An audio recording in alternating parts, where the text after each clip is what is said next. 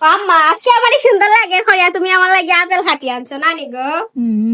ও নানি গো গো আর লিপস্টিক লাগিয়ে দিব গাইজ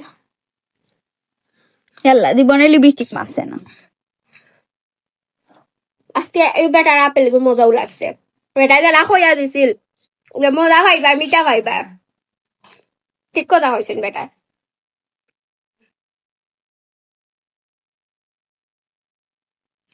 মজা লাগে গো হাসাও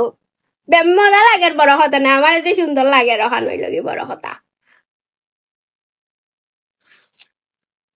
ছিল লাগে লিপস্টিক যাইব গানা দেখিয়া খাই